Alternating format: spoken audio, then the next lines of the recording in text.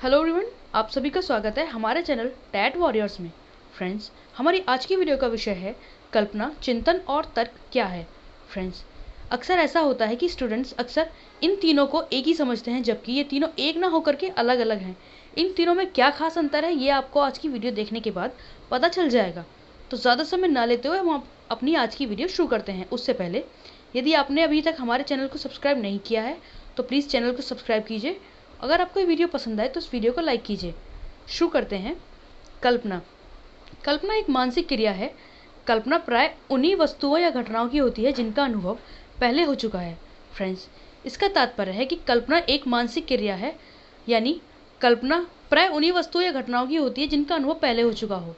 मान लीजिए फ्रेंड्स, आप कहीं घूम कर आए हैं, तो उस ट्रिप के बारे में आप जो अक्सर सोचा करते हैं उसे कल्पना कहते हैं। ये मान लीजिए आपके साथ कोई इस तरह की घटना या कोई आपका अनुभव रहा है जो आप अभी वर्तमान में सोचते हो, तो यही सोचना उस घटना या ट्रिप के बारे में एक आपकी कल्पना कहलाती है।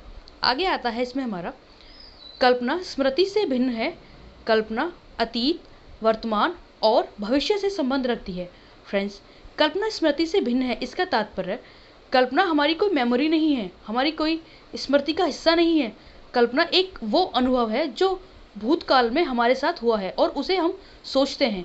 आगे आता है फ्रेंड्स इसमें हमारा कल्पना अतीत, वर्तमान और भविष्य से संबंध रखती है। इसका तात्पर्य फ्रेंड्स, मान लीजिए हम अपनी पूर्व किसी घटना के बारे में सोचते हैं, अपने अतीत में हुई किसी घटना के बारे में वर्तमान में सोचते हैं, और मान लीजिए उस घटना से हमें कोई सबक लेना है, या मान लीजिए उसके आधार पर ही हमें अपनी कोई भविष्य की प्लानिंग करनी है।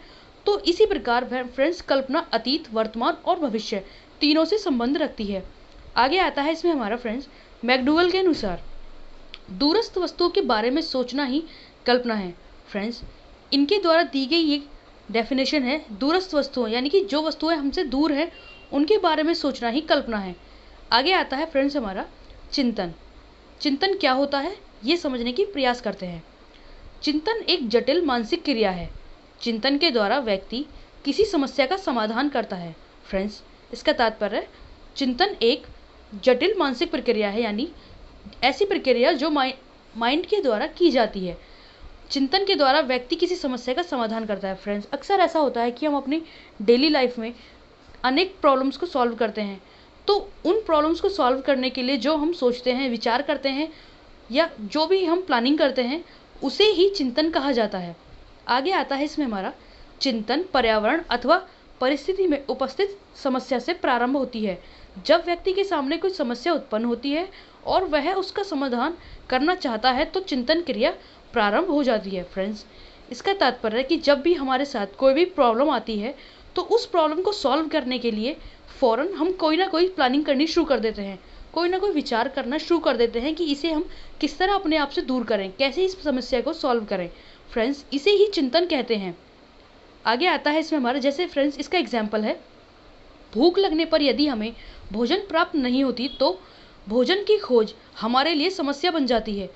इस प्रकार चिंतन प्रक्रिया समस्या से प्रारंभ होकर समाधान पर समाप्त होती है। फ्रेंड्स, इसका तात्पर्य मान लीजिए कि हमें भूख लगी है और हम जानते हैं कि बिना भोजन के वो भूख शांत नहीं होगी, आसपास हमारे खाना ना हो, तो उस भोजन की खोज ही हमारे लिए एक समस्या बन जाती है, और इस प्रकार जब तक हमें वो खाना नहीं प्राप्त होगा तब तक वो चिंतन प्रक्रिया चलती रहेगी।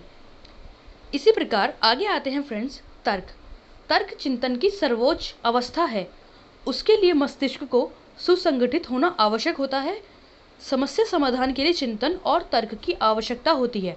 फ्रेंड्स, यहाँ बताया गया है कि तर्क चिंतन की सर्वोच्च अवस्था है। इसका तात्पर्य फ्रेंड्स, मान लीजिए जब हम किसी विषय में सोचते हैं और सोचते सोचते जब उसकी एकदम हाई लेवल पर पहुंच जाते हैं तो उसे ही तर्क कहा जाता है।